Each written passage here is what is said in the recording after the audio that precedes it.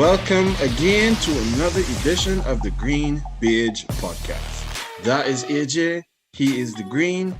I am Ken. I am the Beige.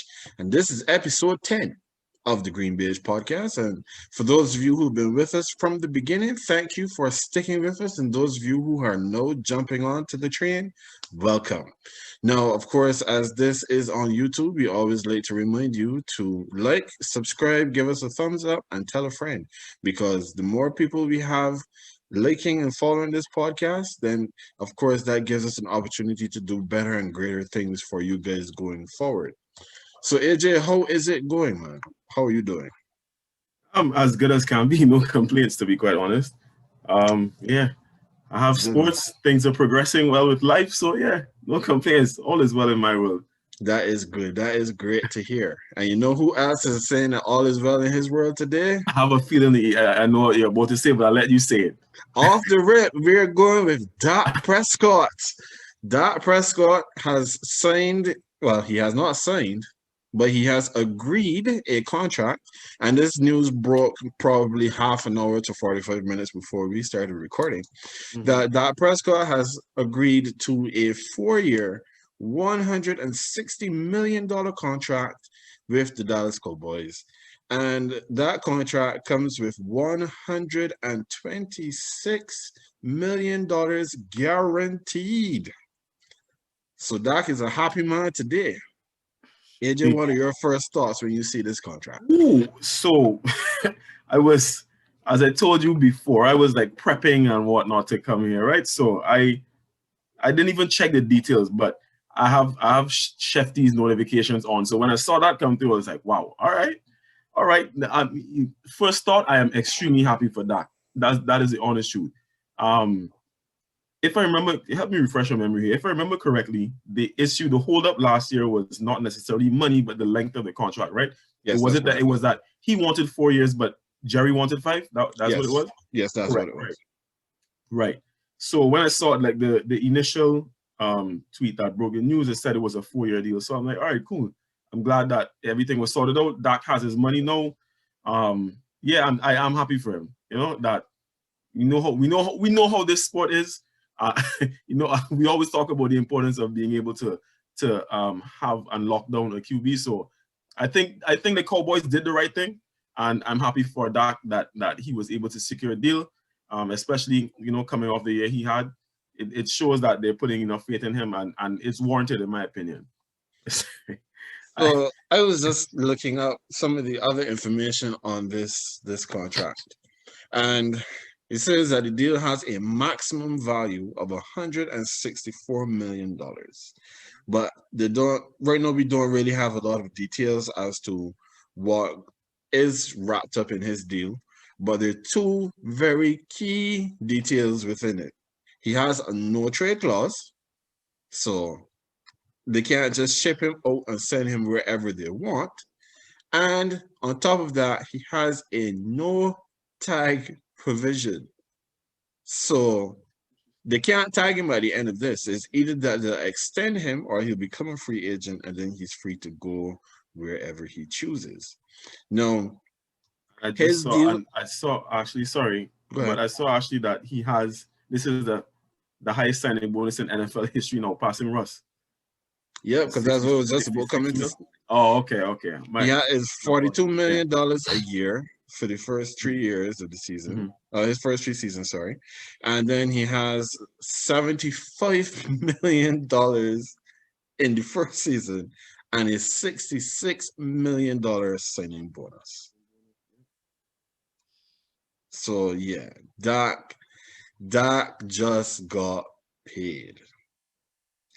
Now, the interesting thing for me, and this is something that we have alluded to quite often in the past when we've been talking about these, especially when we've been talking so much about the cap and what the cap is doing or what the cap has done this season coming. When you look at Dak Prescott getting all of this money, right? And they said that is $75 million that he's getting for this season, but of the $75 million is averaging $42 million this year and $66 million signing bonus. Now, as we have mentioned before, with the whole thing about bonuses, you can spread bonuses across the length of the contract. However, if he's getting $42 million a year on average, then that means that his cap hit has to be pretty big. It's not going to be as big as if he was playing on the franchise tag this season, because having been tagged last year, if he was tagged again, they would have to pay him $37.7 million, and all of that is counting to this year's cap. So when we see the details, I'm sure we'll see what kind of wizardry they're trying to pull. However, the one of the biggest issues now becomes the rest of the roster, and right now we still don't know what the cap is going to finalize at. Right, we know at this point the floor is 180 million, which means that they have to spend that amount. But the distance between the floor and the ceiling usually isn't that high, and right now some estimates put it at 185 million. So the Cowboys, they had some issues last year in personnel. I know they have a lot less money to fix them. Yeah, but they have a QB. Yeah, that's all I could. That's all I could say. I mean, yeah, they did. And there are some other Cowboys on some, not obviously not this type of contract, but there was some other guys that were getting paid, right? Well, yeah, because Zeke still has some money. What are the details of Zeke's contract? I cannot remember at this point, but I know Zeke was getting paid though. So yeah, this will be interesting though. Honestly, the second thing that came to mind after seeing this was, I wonder if Russ is going to replace the Cowboys on his list of the 4 teams destinations that he selected, or if it's just and then there were 3. That was the very next thing that came to mind. Well, I mean, at this point, there's no way that he's going to Dallas. Yeah, Dallas. exactly. So scratch them off the list. But I want to know if he's going to replace them or if he just leave it at 3. Because I guess he'll probably leave it at 3. And you were asking about Zeke. So Zeke had signed in 2019 a 6-year extension of $90 million. So of his $90 million, I think that averages out to being $15 million a year. Yeah. And he had a $13 million option bonus as well in March of 2020. So that doesn't matter at this point. But so Zeke is $15 million to the cap. And then we have Dak, who is roughly going to be somewhere between $20 and $40 million for the cap, which is a hell of a lot of money to be tied up in 2 positions, and especially when running back being one of them, all of that money going to running back, and his production has not matched up to his salary, at least not since he signed that extension. Yeah. Curse of the contract. Well, it does work that way for some. It doesn't work that way for all. But I mean, I can contrast him to Alvin Kamara, who also just got paid and had a career year. So I'm sure that the Cowboys are hoping that now with their quarterback settled and the running back still having all of this money, at least their offense should look a lot better under Mike McCarthy, who neither of us has a lot of faith in, but he's their coach. So they got to figure it out. All right. So some other notable moves were made with regard to these teams and their rosters. And I think after we talk about a quarterback getting his money, then we should talk about the next quarterback who got kicked out the door. And that is one Alex Smith. No, I mean, poor Alex Smith. I mean, all he did was to break his leg, go through hell to come back, finally gets back. And then the team is like, we're not so sure if we want to put you on the field or not. And then he gets on the field, he wins a few games, he gets them into the playoffs, and his reward, he gets released. He was comeback player of the year, and now he doesn't have a team. So AJ, I know you out there in well, if not in very close to DC. What is going on, man? I mean, did you really expect anything differently? It's business. It's business. I mean, I was very happy for Alex Smith as well. starting off this in a very joyful mood. I was happy for what happened with Alex Smith's season, and especially like being able to come back from such a horrendous injury and being able to take the field again after being told that he would potentially lose a leg even. So, and especially like I said, being in the vicinity of essentially the district, it sort of hit closer to home.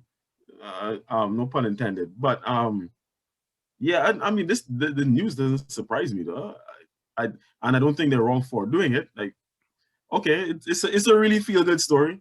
It fills you with a little joy.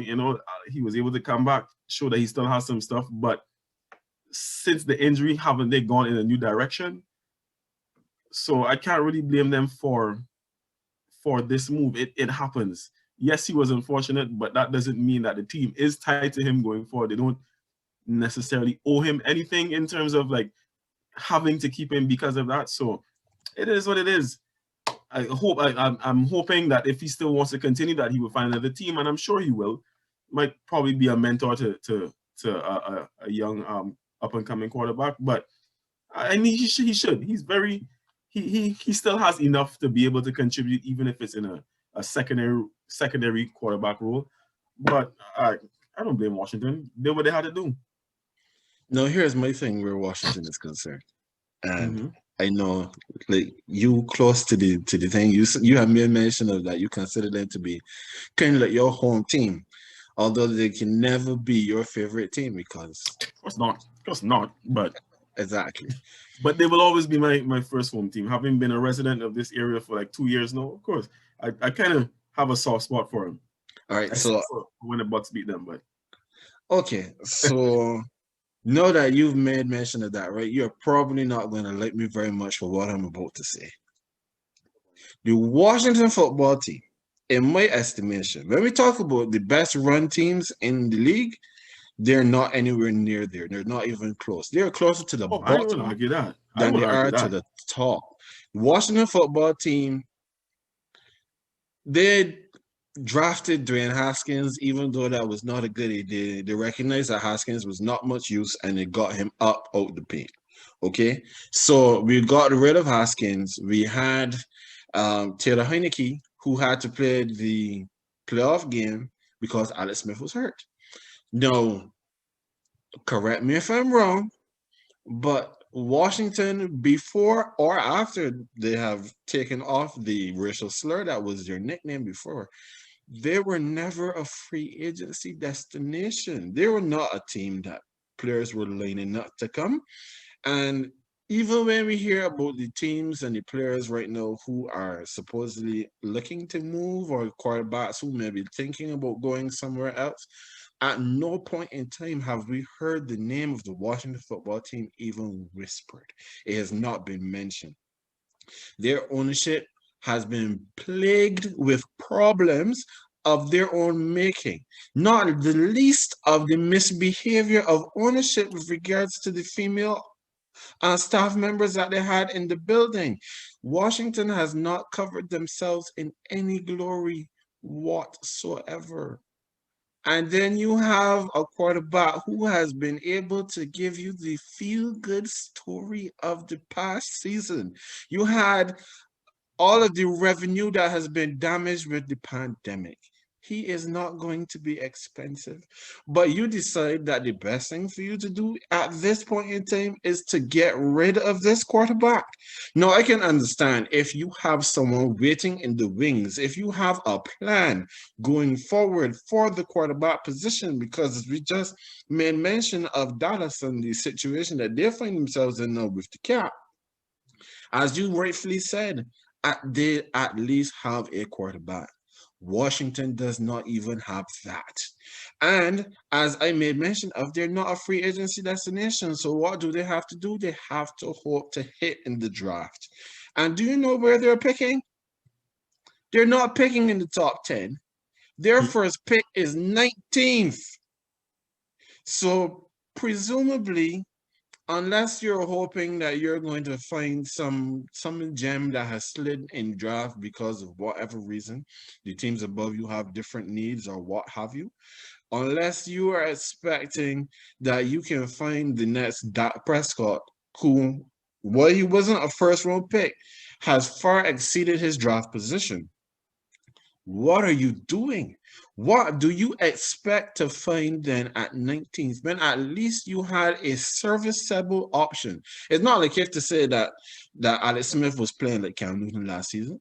He was playing he played decent football. You understood that he has some limitations with his leg, that he would not be as mobile as he used to be. And he was never a burner. He was never the fastest man coming out of the backfield. But he could put the ball where it needed to be, even if his technique and mechanics were a little bit off, because he can't really push off of that surgically repaired leg. So I'm looking at this and I'm like, so yeah, I can understand from one point of view if you say that because of his injury history and you don't know what is going to happen in the future, that maybe you don't want to commit a lot of money to him. But I believe that he would have still been good enough to keep around. But the other part of this is that he didn't even want to stay. So when you put all of that together, I'm looking at Washington with a very straight side eye and raised eyebrow. I can't. All right, and I can't blame that. I hear you. I hear everything you're saying, and you're not incorrect. But at the same time, I think the possibility exists that even though they have never been an attractive destination, based on just situationally. Now, I understand what you're saying about them being poorly run and so on, but I'm not even suggesting that they will get like an immense upgrade on Alex Smith, right? But the fact of the matter is that the position is now open. So if there is a free agent out there, like y'all haven't commit to Jameis as yet, right? And Andy Dalton, not that Dak has his money. Andy Dalton is supposed to be free this year as well. We don't know if he's going to resign there. So I mean, I don't think that they will be completely bereft of options. Like I said, I agree it won't be like a huge upgrade, but I don't think that they won't have any options going forward. And as you just eloquently pointed out at the end of your soliloquy, the fact of the matter is Alex Smith has been injured. Even after he came back from that injury, he missed the playoff game because he was injured. So I could understand them not wanting to still take the risk going forward. I can't blame them for the move. I understand in the grand scheme of things you're saying it still looks very questionable based on the uncertainty surrounding the position at the team. But I think they still made the right move. I will still say that I believe it was the right move at this point. Is looking forward, need to move forward. But at this point, it's a little difficult for us to definitively grade this as a good move or a bad move because we don't know what the future holds. But by the time the season starts, we will know. We will have a very good idea. Then we will definitely revisit. We'll definitely revisit this topic then. Yes, for sure. Now, there's some other people who are on the move, and I put this one first because this is a guy that was with your Patriots not that long ago.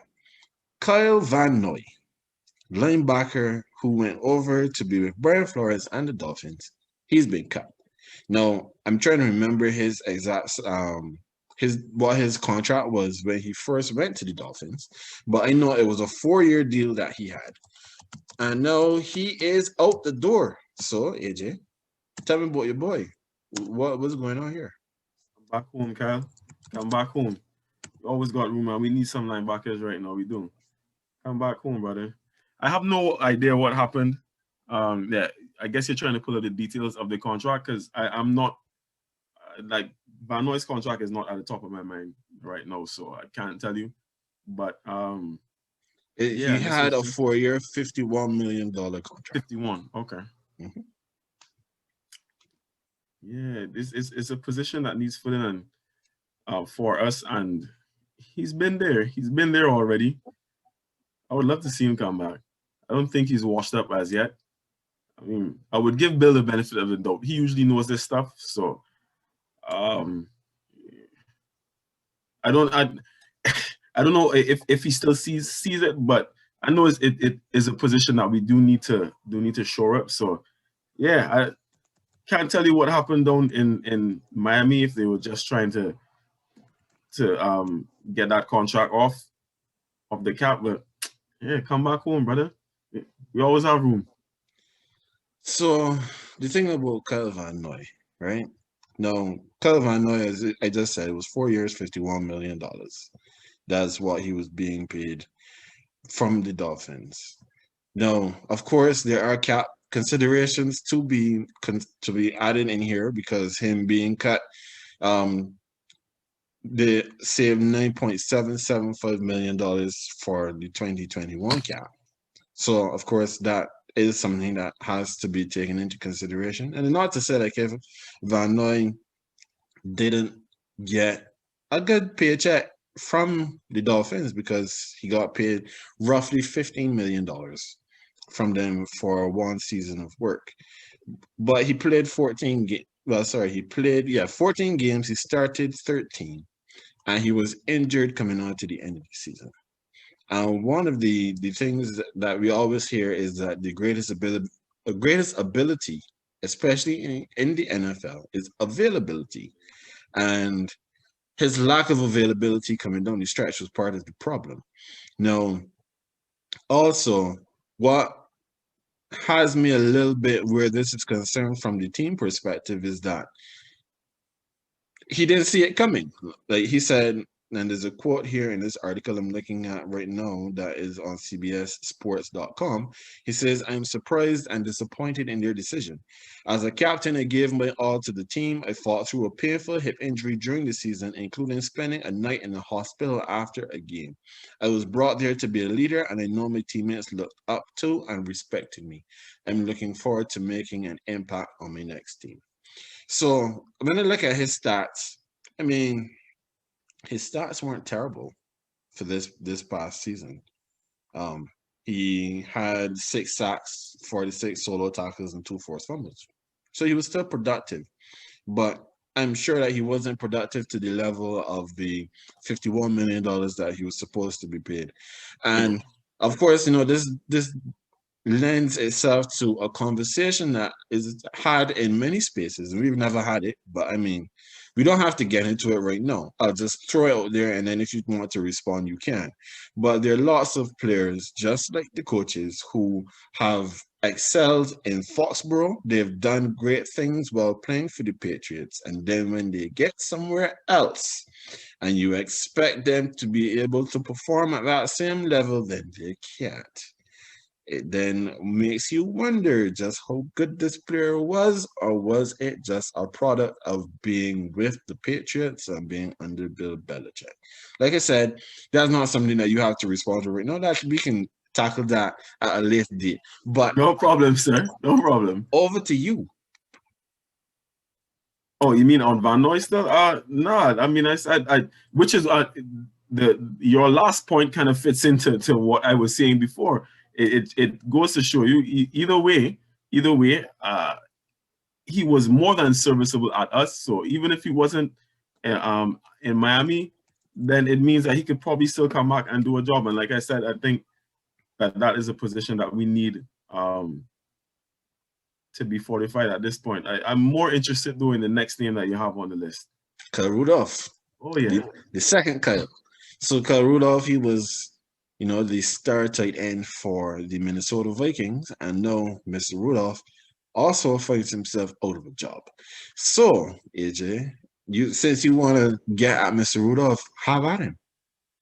Yeah, no, I've just always been a fan of Kyle Rudolph. He has had injury struggles in the last, let me not say injury struggles, but because he only missed 4 games. 2019, he played every single game, but his production was down from 2018. And that season before 2019, that was when they added Irv Smith Jr., if I'm correct, or was last year, right?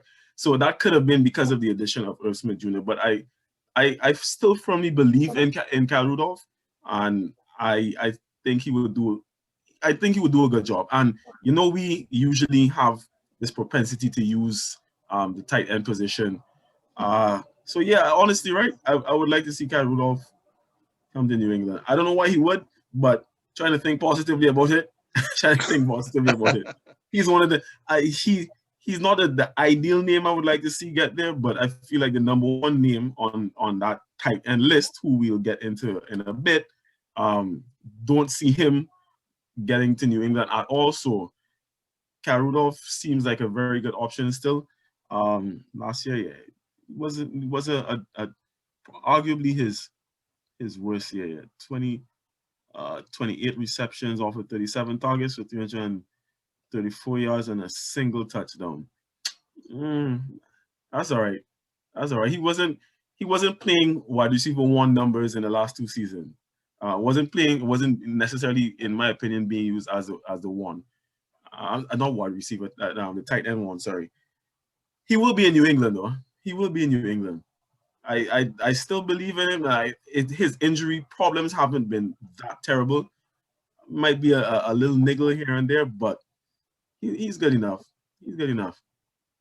Well, I mean, it feels like if I'm the one that's being down on all these guys today. It possibly. But possibly. I'm looking at Kyle Rudolph's numbers. Now, as you said, he has not been used as tight end one, especially in the last 2 seasons since Irv Smith has he's been molded and groomed, and he was also being put further and further into the offense. So that's one caveat that we have to give. Another caveat that I'm surprised you hadn't mentioned, but I'm going to mention it, is that he had Kirk Cousins as quarterback. And neither of us believe that Kirk Cousins is an answer at quarterback, unless the question is, who is probably the worst starting quarterback that you can get for your team? That probably might end up being Kirk Cousins. So when we put all of that together, then there are some allowances that we can give for Mr. Rudolph. However, as you mentioned just now, he caught 28 passes from 37 targets for 334 yards and 1 score. For me, that is not even the biggest issue. The biggest issue is that he only played 12 games. And he is 31 years old as a tight end that had played much more when he was younger. Like 2012, he had 93 targets. 2016, he had 132 targets. So he's been on the field for quite a bit. And while his yards per target went up this season, the number of targets, fell off a cliff. He only had 37 targets for this season. So I am not, at this point, Kyle Rudolph can't command a whole big lot of money. That is for sure. That's even better. Better. That works in your favor. Except that when Kyle Rudolph comes over if he should come over to the Patriots, he's just going to fit into the mold of what you currently have, which is a not that great receiver. He might be good for pass blocking. He might be good for run blocking. But when you're looking for someone to be that presence on the outside, Kyle Rudolph, I don't think that he's it. I get what you're saying, but I think you're looking at it from the grand scheme, right? You're kind of looking at it as, Kyle Rudolph in comparison to others in the league. I'm looking at it as Kyle Rudolph compared to what we have.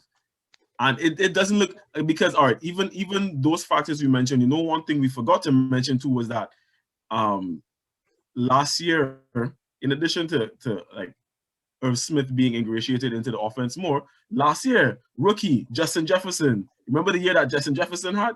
So there wasn't that much of a use for Kyle Rudolph. I honestly don't think it has to do with his inability to perform. I think it was just the younger pieces that were being used more. And like you said, it's Kirk Cousins. Again, it's Kirk Cousins. So and mind you, he's still better than what we have, because as of this point, we have no quarterback, right? But at the same time, I don't need Kyle Rudolph to come in and be elite. He's still better than Devin Asiasi, who's it was last year. Asiasi was drafted and spent some of the time injured. Obviously, there's no who I am struggling. I'm struggling to remember the other tight ends in this team, but the entire receiving core is just so bad. I think he is still an upgrade based on he can still be productive. He doesn't have to be the Kyle Rudolph of 2016 or 17 that you pointed out, but even the 28 from 37, that's still what a 75% catch percentage. Ken, I mean, you look at what I was working with. Look at what I was working with. Look at there's one single player in my entire receiving core last year who anyone was even mentioning, and it was just because, right? And that was Jacoby Myers. Not a single tight end, no one else. Jules was injured, and Jules is a little bit older than Rudolph even. So even at 31, he's an elder statesman in the league, but he's experienced, a vet. I don't mind it. I would absolutely love it, honestly. Just bring him in on a 1 year right now. He might be cheap. If he performs, then you can see what happens after that. But yeah, Rudolph the Red-Nosed Reindeer, come through, bro. I wish you all the red zone reindeer. Sorry. I wish you all the best help me out with in that. fantasy already. I love him. I wish you all the best with that, honestly, because I don't really have that much hope for him. But if he goes, he should get some work, and I wish him all the best wherever he lands. No, the next team on the list here, and this would, I mean, we talk about them all the time because they're my team, the New Orleans Saints. We've outlined repeatedly the cap hell that they're in, and they have started to make some moves to address that. Jared Cook, Josh Hill, 2 tight ends gone. I am not going to shed any tears for Cook leaving, honestly. I was good at that's what I really wanted to hear, because I remember explicitly during the season you were very adamant. At that point, you were very certain, without a shadow of a doubt, beyond a shadow of a doubt, that you wanted Jared Cook off your team. Yes. So you're still maintaining that level. Yes. Okay. All right. That has not changed at all. Okay. At all. Jared Cook needed to leave my building, and he has left the building. I am here for all of it. Thank you, sir, for your service, but it is time for you to kick rocks. So he is gone. Josh Hill, who we never really used that significantly in the offense, especially as a passing tight end. He was more the number one Hill at the Saints. I said he wasn't even the number one Hill at the Saints. No, definitely not. He was there for, I don't even remember how many years we had him. I believe that we had drafted him, but he never was a focal point ever in any game, and that is even with others being injured and out. Our punter, Thomas Morstead, he got cut. Honestly, that one did it. Morstead has not been bad this season, and he's been a good servant to the team for the majority of his contract. So I was a little bit surprised to see that he got cut, because I mean, if the punter is punting well, then you would think that he would be safe, but apparently he was not safe enough. So I would say that he is most likely a cap casualty. And Demario Davis and Cam Jordan, well, they got their contracts restructured, which allows us to save a further $13.4 million towards the cap this season, which is great, because now we've gone from $70 million to about $44 million over the cap. So we still got some work to do, but at least some things are being done.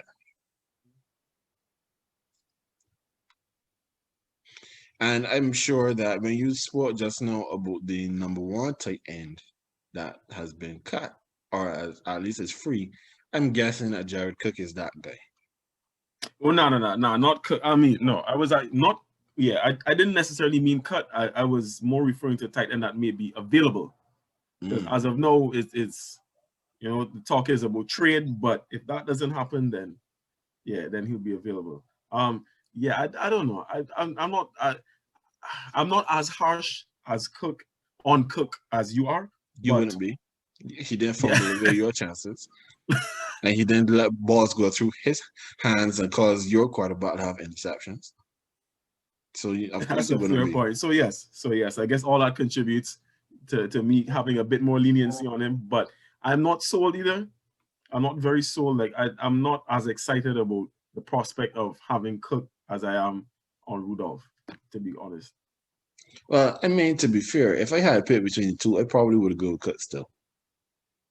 I probably would go with Cook still because Cook was a Pro Bowler last season. Yeah, he was. And this season he has turned me off to no end. He can still be productive, provided you have a good quarterback throwing to him, which is still part of your problem. But we will, I'm sure that there's more to come on him in a while. Another team that I am sure holds no fondness in your heart whatsoever, the New York Football Giants. They have also released David Mayo, one of their linebackers, and then the guy who it is said that the only aggression he showed was when he got into that fight with what's his name, Jalen Ramsey, Golden Tate. He's also been cut. So what do you have to say about these Giants? Do you have anything to say about these Giants now looking for jobs? No, I'm not surprised at you. I mean, I'm not gonna act like I was really I wasn't really studying David Mayo. That's the honest truth. With Golden Tate, no, I'm not surprised. I think Golden Tate is an okay receiver, and I'm fully aware that I'm even saying something like this, that he may very well end up on my team, and I may have to support him a bit more. But I've never really and truly been sold on Tate. I think he's decent. I think he's decent at best, serviceable, but I don't think he's someone that you keep around, especially if you're in cap trouble and you need to cut somebody. Yeah, he's always going to be a casualty. So yeah, that's it. Yeah, it's unfortunate for him, as being the player who is finding himself in these situations. Tate is now 32 years old, and he had 35 receptions for 388 yards. So that level of production, you're not going to stick around, especially if you have, as you said, you have some cap issues that you need to deal with. Now, also, we have the Philadelphia Eagles. Their big news was that they restructured their safety, I think it's a safety, Darius Slay, and re-signed their center, Jason Kelce. Of course, they would need to re-sign their center because they now have to make sure they have a good offensive line to protect their second-year quarterback. But as far as Slay, I don't remember Slay. Slay may have been one of the better players on their back end, but their back end last season was terrible. They have so much work to do in that secondary and in that team in general. So I don't have anything more on Slay. You kind of just said it. He wasn't terrible. He definitely wasn't a standout performer as much as I remember, but he wasn't terrible enough. So yeah, that is what it is as well. Yeah, and then my home team, the Denver Broncos, they have used the franchise tag again on Justin Simmons, their all-pro safety, who he is tagged this. There's the second year in a row.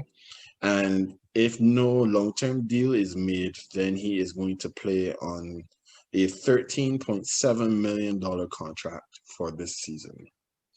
So I believe a comment was made. I can't remember by who, but they said that the Broncos especially needed to find a way to keep Justin Simmons in the fold. And reason being, if Simmons has played as well as he has over the last couple of seasons, and then you just let him walk, then what kind of message are you sending to the rest of your roster? What are you really trying to say about the rest of your team? You need to give them the understanding that as an organization, we are trying to win. We are trying to develop a winner here. So I am not surprised that Simmons has been tagged because all of the conversations that we were hearing before was that they were discussing a deal, but they weren't close. So that they're keeping him here is not a surprise to me. Yeah, pretty much. The other big news that came out of Denver, and this is one I'm not sure just how much national attention it got because up to now we still don't really know what was going on. But Von Miller, Super Bowl MVP and one of the preeminent linebackers and pass rushers in the NFL, he found himself in a bit of legal trouble here with the it is the Parker Police Department because it came out that in I think late January that he was under criminal investigation and no details were given.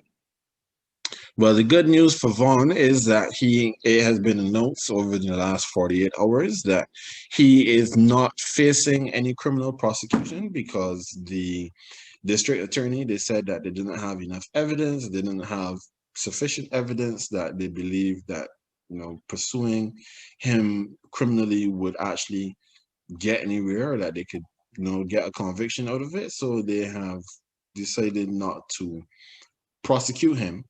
But of course, not being prosecuted by the criminal courts does not mean that you don't get disciplined by the NFL. And right now, this season, his contract, he has a team option at $22.15 million. And if they were to decline that, then they save $18 million to the cap. Now, the new GM, he has come out and said that his intention is that they will keep Von Miller in town. But we have to wait and see what that looks like. So, AJ, based on this entire story, what are your thoughts? Honestly, I don't have much because I don't know what the situation up to now.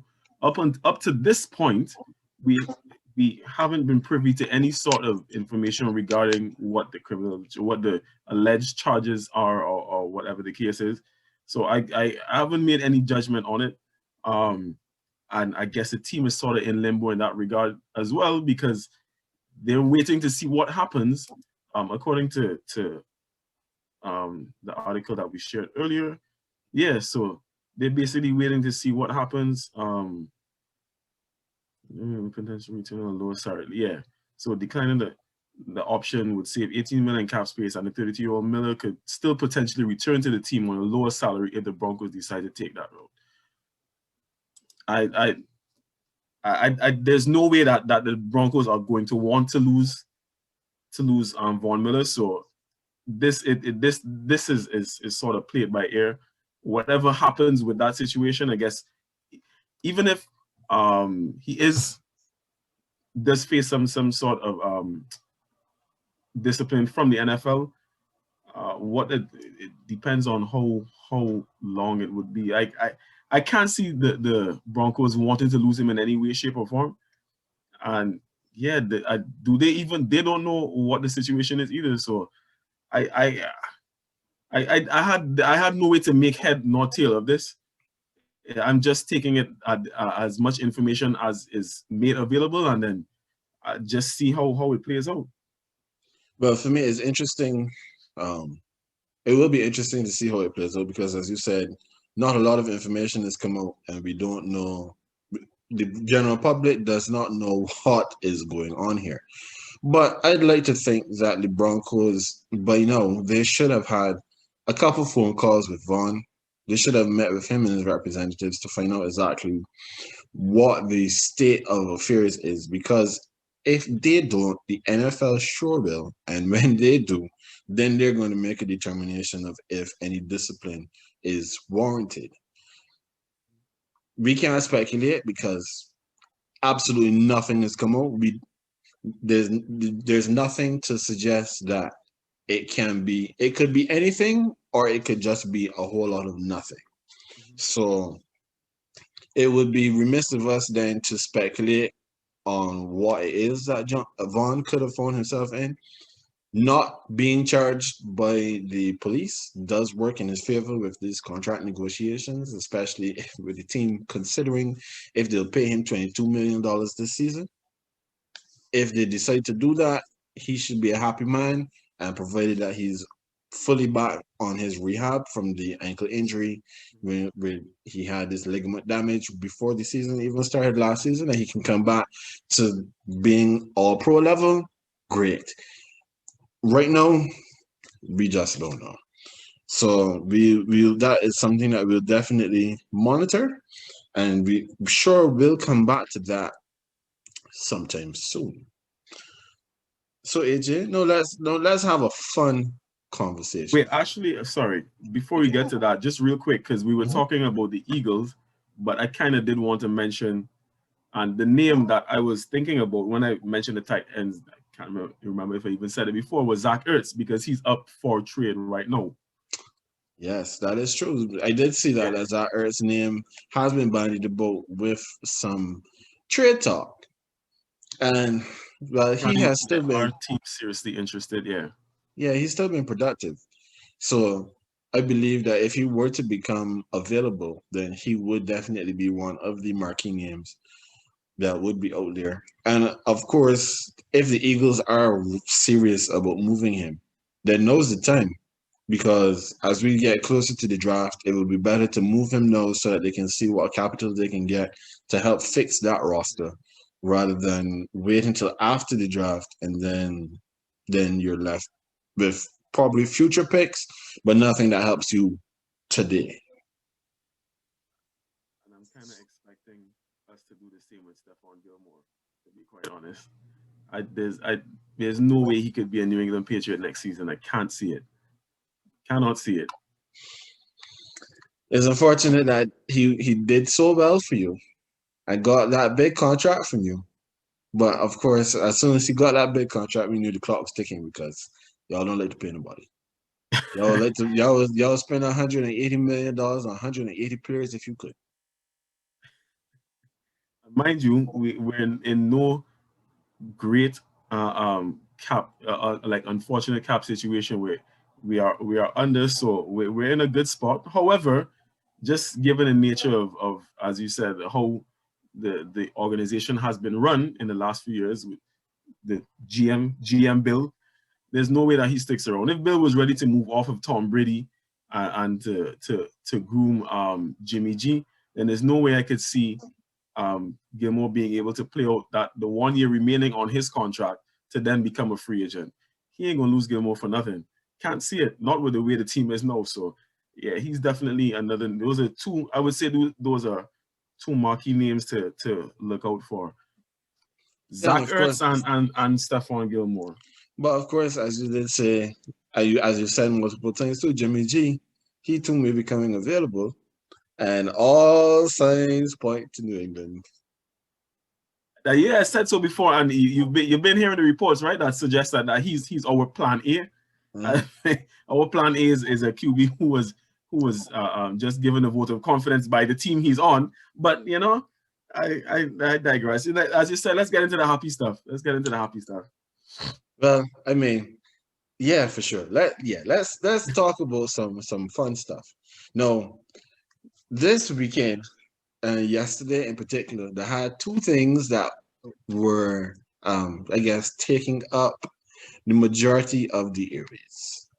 There was that big expose interview by Oprah Winfrey speaking to Meghan Markle.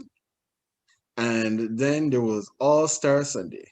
Now, those of you who are watching this pod, you don't come here to hear us talk about Oprah. We can talk about the All-Star. Right. So, AJ, how much of the All-Star weekend, about All-Star Sunday activities did you take in? Yo, I ain't gonna lie to you, right, Ken? I've not been up on All-Star Weekend for many years now, but for some reason this year I was actually very interested in seeing how this played out. It could be just me wanting to see the reaction of the players coming out of last year's COVID situation and the bubble and whatnot, especially since there seemed to be some so a negative reaction when it was announced earlier this year that the NBA was still going when the NBA announced that they would still be going ahead with the All-Star Weekend. So I guess I just kind of wanted to see how it played out, and I'm actually glad I tuned in this year. To be quite honest, it seemed like it was very much enjoyed by all those who participated. It just had a very kind of feel good element. It just looking at faces, everybody just really seemed to be into it, right? And for the players, I think they needed that given the last season they had. I saw the 3-point contest. That was the first thing I really tuned into. The 3-point, I don't know the celebrity game, care nothing about that. I saw the 3-point contest, saw bits and pieces. I didn't see the very first like 2 dunks, but the majority of the slam dunk contest. And and then I was watching the game. I kind of dozed off in the final quarter, but I saw the majority of the game. Okay, well, like you, I missed the skills competition because that came before the game started. Mm-hmm. But I was tuned in for the 3-point contest. I did watch the entirety of the game and I saw the dunk competition. Now, I remember that there were lots of conversations, as you made mention of just now, of if they were going to have this All-Star weekend or All-Star Sunday in this case, and also what it would look like. And the biggest names, the biggest draws to the All-Star weekend, LeBron James, Giannis Antetokounmpo, and others were very outspoken with the fact that they did not believe that they should have had an All-Star weekend. However, I am pretty sure that all of them got a phone call from the commissioner and said, hey, listen, right? Y'all remember that we haven't had people in these arenas? And y'all remember that like NFL salary cap is going down because of the amount of money that they've lost, and you know that your salaries are tied to the revenue of the league. We need to have this All-Star weekend to help generate some more money. And that's why then you heard like LeBron James, he was saying about, he went off of this is something that we should not have to something. I'll come. If I'm selected, I'll come. I'll be there. I just won't be, 100% invested into this, mentally and physically and what have you. So they had the All-Star weekend and almost everybody showed up because just before the festivities were about to tip off, then we heard that Ben Simmons and Joel Embiid, they were being held out for contact tracing because of their barber. Damn it, Philadelphia. I mean, it's real sad when a fade or a roundup could make you get pulled out of the All-Star game, but that was dice and it didn't come out. It didn't work out for them. It is true. So none of us really saw the skills challenge, but the participants of the skills challenge were Robert Covington, Luka Doncic, Chris Paul, Julius Randle, Domantas Sabonis, and Nikola Vucevic. Now, I saw something that was really interesting, and it said that since 6 seasons ago, they brought in the big men. They brought the big men into the skills challenge, and 4 of the 6 years that they've had centers in the challenge, the centers have won. And this season was another one where Sabonis, who was the runner-up last year, won the skills challenge this year. I didn't even know who won. Okay, Sabonis, nice. Yeah, Sabonis won. Vucevic, he knocked out Chris Paul. Chris Paul has now been a 5-time participant in the skills challenge, and he's lost every time. Vucevic beat Chris Paul in the semifinal round because Chris Paul couldn't make the layup, and then Vucevic, so Chris Paul missed the layup. Vucevic came on, laid up the ball. Chris Paul threw it up the second time. He got it. Vucevic already had the head start. Running back down the other end of the court, Vucevic hits the 3. Chris Paul is knocked out. So well, Chris Paul. That's a shame. That's a shame. Yes, it is. It really is, because while you are one of the best point guards of all time and one of the best floor generals currently in the game, apparently your skills aren't that great because you can't win the skills challenge. So this is why I really like Chris Paul, no, but this is why I refer to Candace Parker as a real CP3, you know. But I'm not that great a fan of Chris Paul personally. I wanted him when he should have been allowed to come to the Lakers all those seasons That's a whole, ago. that's a Thanks whole to new discussion, yeah. yeah, thanks to David Stern. But anyhow, we keeping it light and happy at this point. So then we had the 3-point contest. The 3-point contest was directly before the start of the game, and we know that the participants that they had for that, they had some good shooters. There, Devin Booker, who was named as an All-Star and a participant in the 3-point contest. Unfortunately for him, he was a late scratch because of a knee injury, which allowed Mike Conley, great guy, to get his first call-up into the All-Star game and also be included in the 3-point competition. And he joined the likes of Jaylen Brown and Jason Tatum of the Celtics. We had Donovan Mitchell of the Jazz, Zach LaVine of the Bulls, and my guy, Stephen Curry of the Golden State Warriors. And this competition was actually very exciting. It was. And Wardell was in it, yeah. Sorry. Yeah, no, go ahead. As long as Steph Curry is in it, he is always going to be the favorite. Yeah, However, he has not won the 3-point contest as often as many would believe that he should have. Like the second time out of 7 or something like that? Out of 7, yes. But as we know that this contest is all for the fans, him coming into the contest, he is the greatest shooter of our generation, and I will say of all time. Therefore, if this is what he does, then we definitely need to have him in the contest.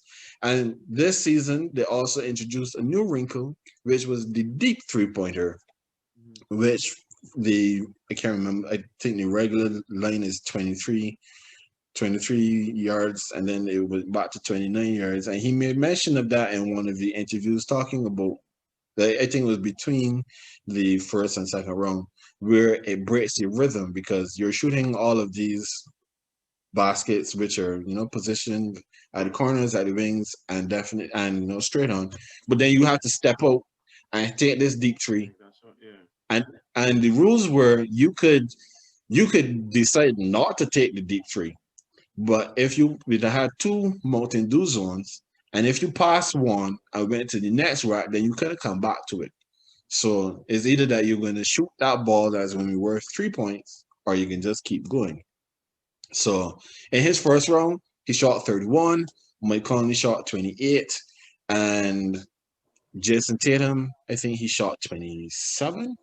And those were the 3 then that went forward to the final. And the commentators were all saying all along that what Steph did, it put the fear of God into the hearts of the guys. Because when you have a man that can go and shoots a 25 is not a bad score. But Steph shoots last.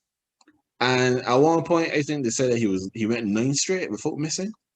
Because he went 9 straight on the wing and then the center. And it's like, if you know that you have to shoot 30 to beat this man, then it's going to be a problem. Jason Tatum, he couldn't handle the pressure. He shot 17 in the second round. And Mike Conley, he shot 27, so he was down 1. And Curry then came up and won it on the very last ball. And which is why I actually enjoyed it. I was happy that even though Wardell was in it, sorry, I don't know why I like to call people government names, even though I don't like mine.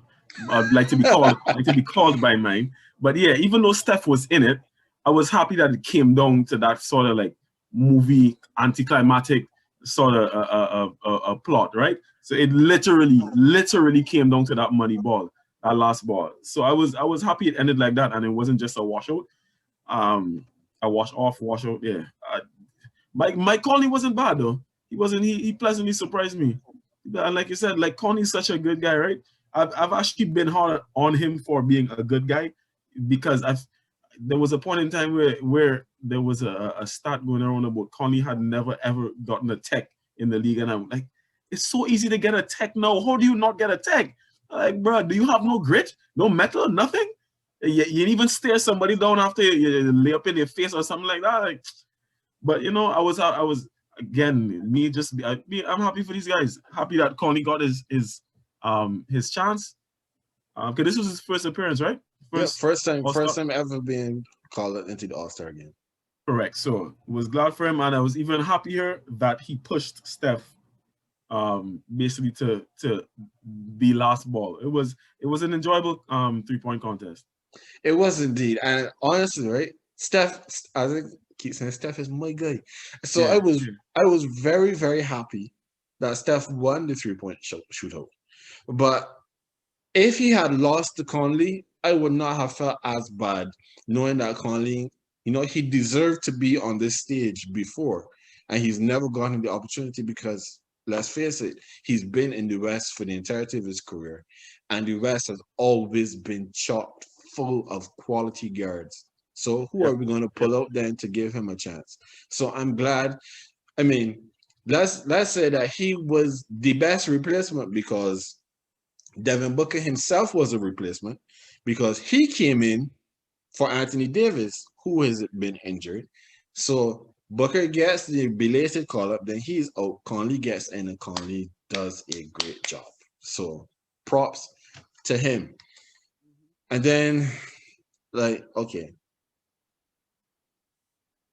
The start of the All-Star game, I don't know if you want to talk about these rosters and how the rosters were constructed. From the time I saw that LeBron James, Stephen Curry, Giannis Antetokounmpo, and in reserve was Damian Lillard, I knew there was no way that Team LeBron could lose this game, knowing that we have questionable levels of defense played in the All-Star game. So we can have a lot of 3-point shots. We can have a lot of dunks. And when you want 3-point shots, you have the two best snipers currently in the game, and Dame and Steph. When you want dunks, is Giannis, who's just going to run down through the paint and do what he feels like. So it was impossible for me to see how they were going to lose. And honestly, I wanted them to lose a quarter because, both teams were playing for their own charities. I don't remember what team Durant was playing for because they never won any. But the Thurgood Marshall Foundation, they got $1.25 million because Team LeBron swept everything. Let me give you a funny story, right? So when they were calling all the lineups before the game, usual stuff. You have the announcer calling out everybody, and then they coming out and dapping up. And my wife stands like, this woman does not watch basketball. She doesn't watch basketball or with that sort of intent, right? Mm-hmm. But she chose to stand up and look at this while I was sitting down there watching it. I was pleasantly surprised as well. I like when she takes stuff in. She's looking at it, and when she sees Team LeBron, she was like, "Team LeBron winning this." So I just look up at her, I was like, and I didn't say anything, but in my head, I'm like, well, "What do you really know about this?" And she was like, "How much you want to bet?" I'm like, "I'm not." I said, "Look, I don't really care because Katie's not even playing, so I'm not that invested in it." She was like, "Come now, just do it for fun." I was like, "All right, cool." It don't matter though because I think Team LeBron is winning as well. She was like, "Okay," and then. She didn't even watch the game, but I did break the news to her that we were indeed correct, that Team LeBron won. And there's no surprise. I was just saying that to say I feel like anyone could have seen. Anyone could have seen. It didn't take a basketball aficionado to see that LeBron's team was clearly the more superior based on the skill set that you need for an All-Star game. And yeah, in true fashion, maybe that's why I fell asleep because it was just like, all right, y'all just gonna take every single quarter and it's just not even going to be a competition. The only competition that took place on the court was between Steph and Dame to shoot the deepest three. Yes, that was the only competition I saw. That was the only level of competition that I saw. I mean, it's at the end of the day, it still seemed like just a very fun game, and everyone seemed to be enjoying themselves. So happy for that. Well, more so on Team LeBron especially. But yeah. For me, the one thing that I would have wanted to see would have been Dame on Team Durant and Steph on Team LeBron. Them going against each other. And As yeah, opposed going to against each other on these deep 3-pointers. I mean, James Harden, he did what he could. And Kyrie, like, he came out with the intention that he was going to be the All-Star MVP if his team won. Because Kyrie, yeah, he passed a few early on, but he was shooting and shooting and he was shooting everything. So, I mean, Giannis didn't miss. That was the other big story. Giannis went 3 for 3 from 3. Okay, so I He missed the had last one. I remember 2. Yeah, and 2 of them were bank shots from 3. yeah. I remember one for sure because I remember the commentators when he lined up the shot. They were like, "No, no, no!" Yeah. It did not want the man to shoot, and then when he banked it, everybody, "Oh!" It was some good stuff, and he was ecstatic as well. And then, the little celebration afterwards with the MVP, Milwaukee, this was for you. Mocking the LeBron. I loved it. It was fun. It might actually make me feel like taking it next year again. Yeah, for me, that was a fantastic moment seeing like he and his son and the parents that were there with their children and stuff. That was great. And Steph Curry, seeing Steph and LeBron on the same team. I'm not the biggest LeBron James guy. That is no secret to anybody that knows me. But to see him and Steph together on the same squad and having a ball, they were just having so much fun together. You had CP3 with an alley-oop to Steph, Steph with an alley-oop to CP3, Dame getting an alley-oop of his own. Like, it was just those dunks were fun. Those dunks were better than the dunk contest because, let's get into that. No, just quick. Yeah. We don't have to spend a long time on this. So the dunk contest, they brought in 2 rookies and one, I think he's a second year player, Anthony Simons from the Trailblazers, Cassius Stanley from the Pacers, and Obi Toppin from the Knicks. So a lot of people seem to have thought that Obi Toppin was the favorite for this one because of the dunks that he's been doing when he was back in college. Mm-hmm. I didn't have a horse in the race. I just wanted to see some good dunks. Same. And the best dunk of the night got the lowest score in the first round. The best dunk of the night went first. That was Cassius Stanley. Cassius Stanley. I between the legs. Saw people saying that. I did see. I only saw the replay. That was part of what I missed. So I saw it afterwards. I was like, okay, yeah, that was pretty impressive though. And he got the lowest score. He got 44. And then the other 2. Okay, so we have Simons who got the little mini net put about 12 feet up. I saw that one, yeah. Okay, so we give him props for the ingenuity of having the small net. We give him props for the insane ups that he has to go up there and get the ball. But as Dwayne Wade said, and I think Kenny Smith as well, he went up and got it, but he didn't go and get it. So he jumped all the way up, he took the ball off, and he just dropped it in. He didn't. It's not like if he got it there, caught it back, hammered it. None of that. So it was a good dunk. It was not better than the one that Cassius Stanley gave us, which I thought was sure to give him at least 48. I thought it was the way how 50s have been sharing in the past, like Oprah giving away coffee makers at her show. I was sure that was a 50. Then to see him get 44 for that, I was like, oh, so the judges marking these men fairly hard. And then to see Obi Toppin and the statement that was being made all the time, his dunk was not bad, but apparently Zach LaVine did it in the layup line like last week. He did that in the layup line, one in full sweats. So you can give that a 4. I think he got the 48 for that dunk. And I'm like, come on, man. So are the refs pulling for somebody in this? Because you can't give that a 48 when you give the other dunk a 44. It didn't make any sense to me. And then after that, everything was pretty much anticlimactic. We know that Anthony Simons, he was the winner of the dunk contest. And I personally, I understand because of COVID and you're trying to make sure, you have to make things finished by a certain time. So this is like the halftime show. You go to this, the judges just pick the winner of the top from the top two, and you got 5 judges, so somebody has to win. But give me the old format back. Bring back the judging and picking the scores and giving away the 50s and we having all of these extra dunks. I mean, we'll probably never get a dunk contest to the level of Aaron Gordon and Zach LaVine when Aaron Gordon got robbed the first time. But who knows?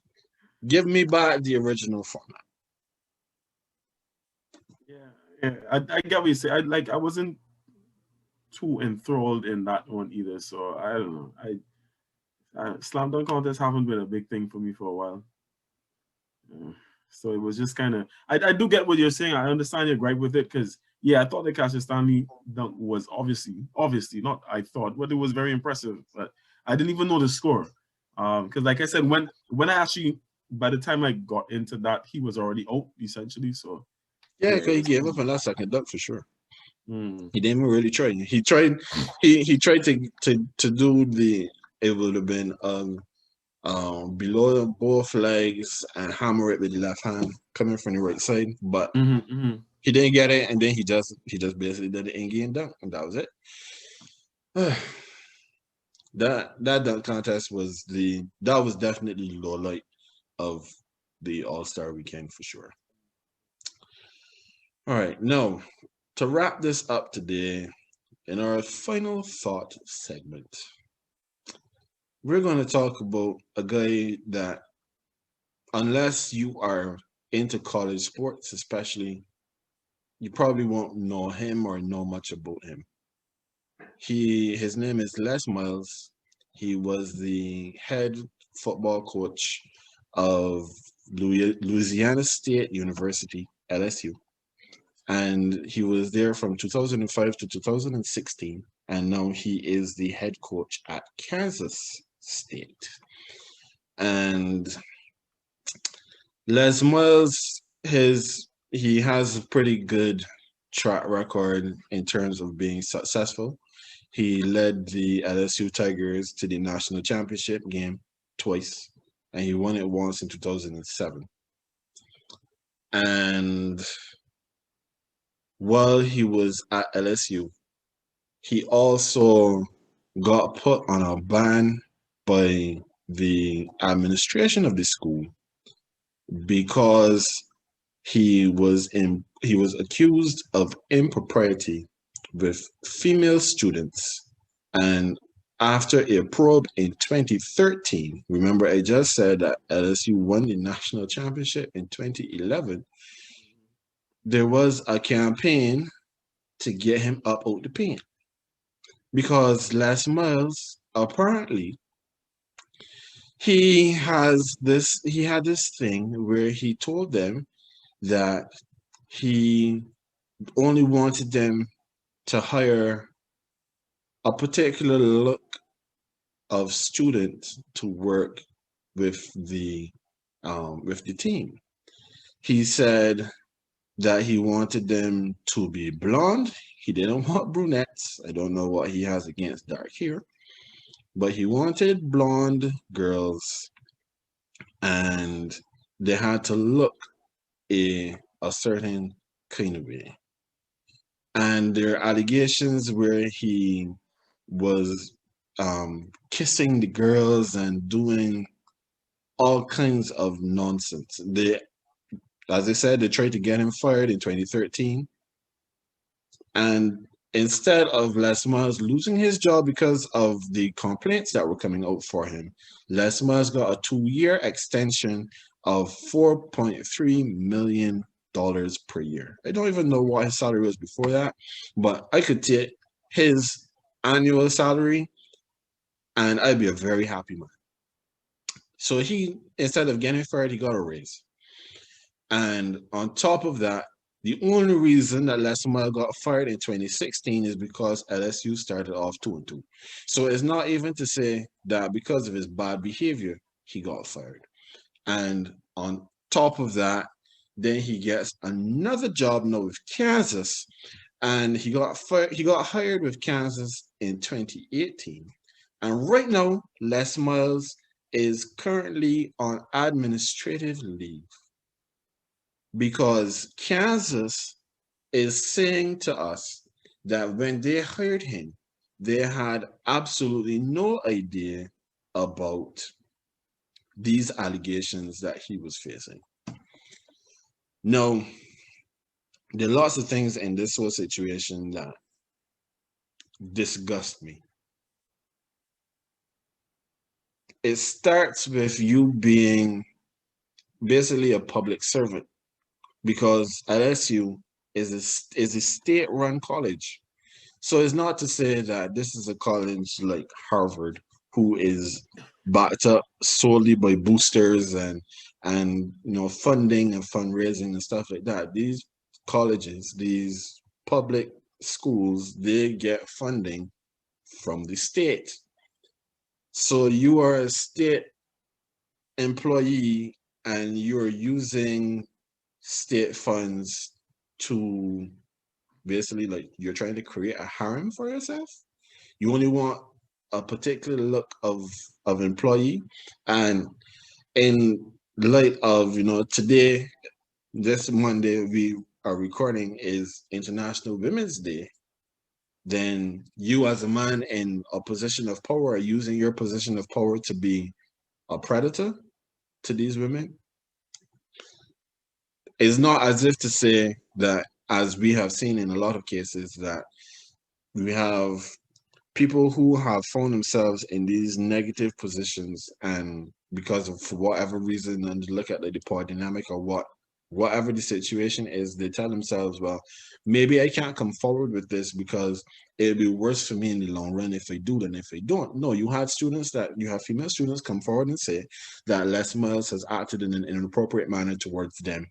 The administration, or should I say the department, takes the allegations seriously, and they kick them up now to the head of department, who does absolutely nothing with it. They never have an investigation into what is happening on campus, what Les Miles is doing. And then, like I said, the only reason he is fired is because the team is not playing good enough. He's never held accountable for his actions. The most that you're going to tell him is that he can't be alone with these female student employees. But if you as the coach can't be alone with these women, then you shouldn't be the coach. You should not be there in the first place. And then, to make matters worse, you get another job, another coaching job at another school. AJ, if you and I go for a job, after having a job, what's the first thing that they do? They call your previous, yes, they do a background check. They call your previous employer to find out, how was he? What did he do? Under what circumstances did he leave? Because if we are going to be hired, they're going to make sure that they're bringing an employee of quality into their organization. So for Kansas to say, we never heard about any of this, that would mean that Kansas never checked. Kansas never looked into these things. But then again, as far as they're concerned, there's nothing to look into.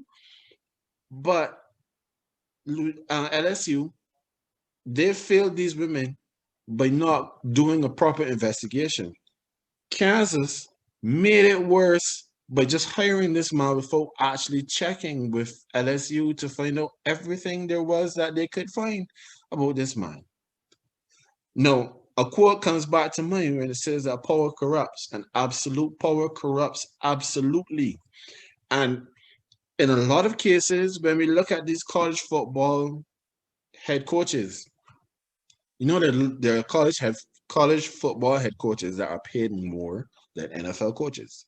That when it comes to power and control and having the ability to make determinations of people's futures, these college football head coaches have more power in a lot of cases than many institutions, that in terms of what they can do and how they can impact the life of somebody going forward. And in a lot of cases, we have college head coaches who do not use their power for good. They use their power to do as they feel like. And it appears to me most often that the only thing that matters is winning football games. But that may have flied in 1978 or 1986 when it was born, or maybe as far back as like 1994. This is 2021. We no longer operate under those principles. The situations have changed and the stories have to be different. And if you are a football head coach, a basketball head coach, you are held to a higher standard of conduct than most other people. And when you have failed that, then different must be done. It brings back to mind another head coach, Art Briles, who did absolute garbage at Baylor, where you had the students, you had the athletes that were embroiled in sex scandals, and all he's going to say is, but he never knew about it. But you're the head coach, though. You're expected to know these things. So these institutions, they have to do better. They have to look at themselves and they have to understand that the responsibility that they have to their community, it goes further than just winning football games. If something like this were to come out about Nick Saban, I would expect Nick Saban, regardless of how many national championships he's won for Alabama, to be fired and more than likely never get another job. You spoke very eloquently about Urban Meyer and what happened to him when he was at Florida, and then what happened to him when he was at Ohio State. And no, he has now moved and gotten another job in the NFL. It is not good enough. Something has to change, because these men who have all of this power have to do better. They have to do something more to protect those who are in their charge. And until that happens, we are just going to continue to empower and give all of this license and leeway to do foolishness, that as what they did with Les Miles, and it has to stop. Well stated. Nothing more to add. I think you articulated that very well, and I'm obviously in agreement with what you said. Too many of these instances are just completely overlooked for the sake of looking games, and it is absolutely disgusting. That's all I'll add. So I completely I'm on board completely with everything you said. Well, I think here is a good space that we can end it. We've talked a lot tonight. We've had some fun. I had to bring some fire for Les Miles because, yeah, it's not good enough. So, folks, again, thank you so much for being with us here on the GreenBaje podcast. This was episode 10. We are 10 episodes in, and I know we have improved from where we started. And there is more room for us to improve, and we will continue to do so. We invite you to continue to journey along with us as we do. We have some new stuff coming. We have some ideas and some other things that we'll try to bring into the show to make it even better. Of course, you can always supply us with topics for conversation, any issues that you want us to bring up. And of course, keep watching out for the final thought, because that is where we will talk about maybe something a little more serious than what the rest of the conversation has been. But again, for tonight, we say thank you so much for being with us. That is AJ. He is the Green. I am Ken. I am the Bage. This has been the GreenBaje podcast. And we'll see you next time.